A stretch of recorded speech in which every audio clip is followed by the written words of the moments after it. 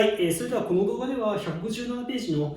応用例題2番の説明をしていきたいなというふうに思います。この問題はですね、三角形 ABC があって、D という点は、線分 AB の辺 AB の、2対1に内分する点、それから E という点は AC を4対3に内分する点という形になっています。でそれで、BE と CD ですね、こう線引っ張って、それの交点を P というふうにしていくときに、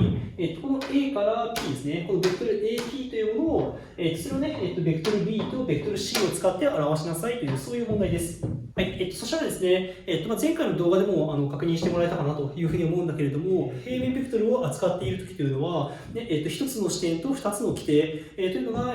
大切な考え方でした。ですので、今回はですね、ベクトル AB イコールベクトル B、それから AC をベクトル C というふうにしましょうというふうに問題文で言われているので、視点はですね、A が視点ですね、A が視点。それから、このベクトル AB と、よいしょ、このベクトル AC ですね。はい、これが2つの規定という形で考えていけばいいかなというふうに思います。はい、ですので、この点、ベクトル AP というものを、最終的にはベクトル B とベクトル C の、和と実数倍で、書き表しましょう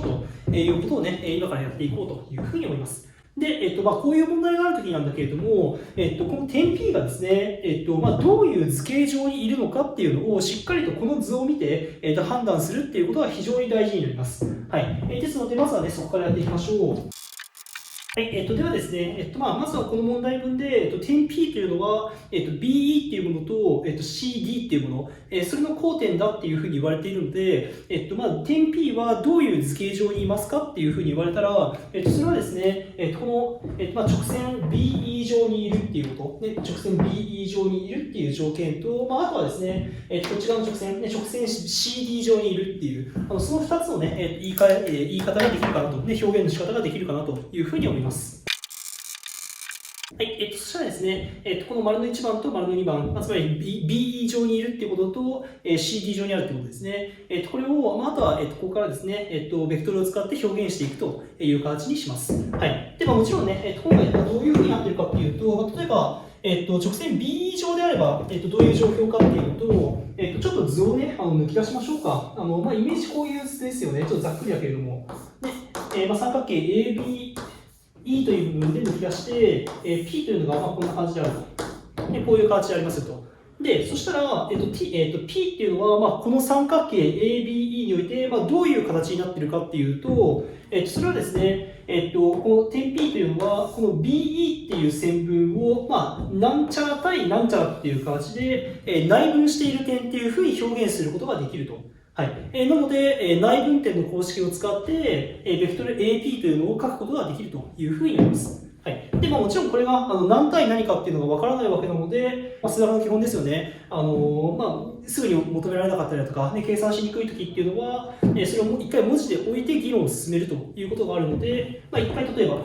t 対1 t みたいな、何でもいいです。こういうふうに置いてですね、議論を進めていくという形にしたいと思います。この置き方っていうのは、この BE っていうところの全体を1っていうふうに考えてやっているわけですね。はい。なので、片方を t っていうふうに置けば、全体か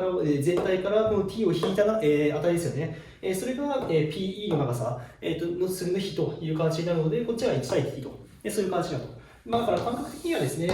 こういう形であったときに、例えば、これが2対3っていう形になっていたら、全体としては5、こういうふうになると思うんだけれども、これを、全体を1と取り直している感じですね。全体を1っていう比に取り直していると。でそうすると、もちろんこれもね、例えば左側のところっていうのも、もちろんこれは5分の2と、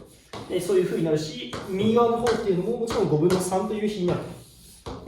こういうふうに考えることができますよね。はい。なので、全体を1と取り直したときに、片方を t というふうに置けば、もう片方は1 t というふうに考えることができるので、このままね、普通にやっています。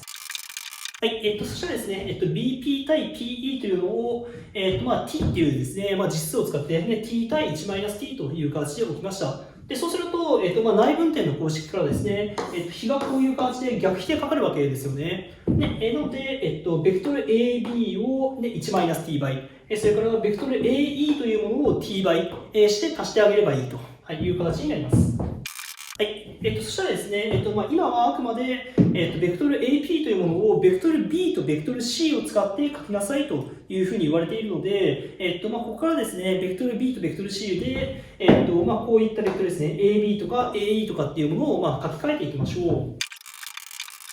はい、そしたらね、計算するとこんな形でしょうか。で、ベクトル AB というのは規定そのままですので、ベクトル B。それから、ベクトル AE というのは、今、点 E というのがここにあるわけですよね。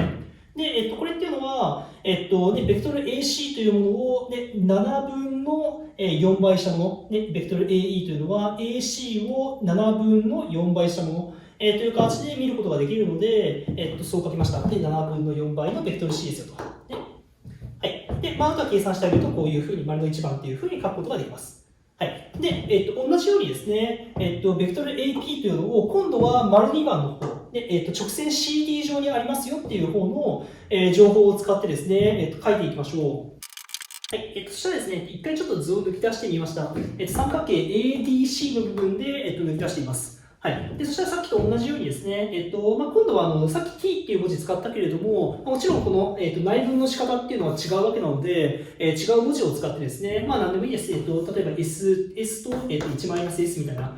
形で置いてあげてください。で、そしたらさっきと同じようにクロスにかけて足すという形でいきます。で、内分点の公式を使います。はい、そしたらですね、こんな感じで書くことができるでしょうか。で、ベクトル AD というのは、今、点 D というのが、AD を、2対1、で2対1に内分している点なので、AB ですね、AB を3分の2倍したもの、それが、ベクトル AD というふうになります。はい、書いてあげるとこんな感じですかね。はい。で、そうすると、ちょっとね、昔の話になるんだけれども、ベクトルの一時独立、それからですね、ベクトルの、表現の仕方の一時性の話のところですね、そこの部分で、一つのベクトルっていうのがですね、一つのベクトル、何かのベクトルっていうのは、それは、一時独立な、その二つのベクトルの和と実数倍で、ただ一通りで表現することができると。いう形のね、そういうお話があったんですよね。ちょっと忘れちゃったよっていう人はね、動画を戻って確認してみてください。で、そうすると、今、ベクトル AP っていうこの赤いベクトルですね。で、これを、丸の1番だったりだとか、こっちのね、丸の2番っていうふうに、2つの表現の仕方が、できてしまっている、わけなんだけれども、ただ今回はこの AP というのがもちろんただ一通りで書けると。ね、ベクトル B とベクトル C っていう、一時独立なね、2つのベクトルを使って一通りで書けるというふうになっているわけだから、じゃあどういうことが言えるんですかっていうと、それは、こっちのね、ベクトル B の係数、それからベクトル B の係数っていうのが、これがもちろん一致して、さらにベクトル C の係数と、ベクトル C の係数、というのが一致するっていうふうに書くことができるわけですよね。はい。なので、そうすると、t と、s を使った連立方程式が立てられるわけなので、もちろんそれ解いてあげれば、この s とか t の値っていうのが求められるというふうになります。はい。で、そうするとね、もちろん、具体的にね、st が存在すれば、ベクトル AP というものが、書けるという形になるわけなので、この問題は、それでおしまいという形になります。はい。ではね、今から、それを計算していきましょう。で、そこで、1点注意があるんだけれども、今回、そのね、ベクトルの一時性っていうことを使っていくんだけれども、その時っていうのは、ベクトル B とベクトル C っていうものが、一時独立なベクトルじゃないと、そういう、要は係数を比較するっていうことができないわけですよね。それはなんでって言ったらもちろん、何かのベクトルっていうのが、2つのベクトル、一時独立な2つのベクトルの、和と実数倍でかけるっていうふうに言っていたわけだから、これが一時独立でないと、一時性っていうのは使えないわけなんですね。はい。なので、この2つのベクトルっていうのが、それが一時独立っていうことは、一回ね、記述しておくべきだと思うんですね。はい。なので、これはね、しっかりと書きましょう。はい。そしたらね、連立してあげるとこんな感じでしょうか。で、上の式っていうのは、これは、ベクトル B の係数ですね。ベクトル B の係数について、考えています。はい。それから、下の方っていうのは、これはベクトル C の方の係数です。はい。ではね、この連立方程式を解いていきましょう。はい、そしたら解いてあげるとこんな感じでしょうか。で連立して、代入してあげて、ちょっと分母嫌なので、分数払ってますね、7倍してます。で、計算してあげると、13t イコール7、というふうになると思うので、13で割ってあげて、t が13分の7ですよと。で、そしたら、この第2式の方ですね、こっちを使ってあげて、S の値が13分の4っていうふうになりますよと。いいですよね。はい。で、こんな形でですね、やっぱり、S と T っていうのが、存在しないと、1番でかける、それから2番でかけるっていうふうに言えないわけなので、しっかりとですね、これ S と T の値、これ両方とも、しっかりとですね、解いておいてください。で、要は解くことによって1番っていうふうにかける、それから2番というふうにかける、ということを保証している感じですね。だからこれ絶対か、求めましょう、ね。しっかりと求めましょう。はい、そしたらですね、あとはもう何でもいいですね。1番でもいいし、2番でもいいので、それぞれですね、t の値、もしくは s の値を代入して、ベクトル ap の式を求めます。じゃあ、丸の1番に、t 代入しましょうか。t が13分の7っていう値なので、こっち側が、ベクトル b の係数の方が13分の、13分の 6b。それから、プラスの7分の4倍の13分の7だから7が約分されて、プラスの13分の 4c ですね。はい、こんな感じでしょうか。はい、一応ね、ちょっと振り返っておくと、まず大事なこととしては、何か点が与えられていたらですね、それが、どういう図形上にあるかっていうのをしっかりと吟味する。これ非常に大事ですね。これができるようにならないと、ベクトルの問題、こういう交点に関する問題っていうのはできるようにならないので、しっかりとですね、こういう分析をする。それからですね、記述の上で大事なのは、この一文やっぱり大事ですね。ベクトル B、ベクトル C っていうのは一時独立ですよと。この表現、この表現はしっかりと書いてほしいです。はい。その上で、係数比較をしましょうという形ですかね。うん。はい。あとは計算して、しっかりと、ね値を求めることで、つまり連立方程式を解くことで、その1番とか2番とかっていうふうに書けることを保証している、という形になります。で、ここもしっかり求める。はい。で、あとは計算してください。はい。それからですね、別回もう1個ちょっとやっておきたいと思います。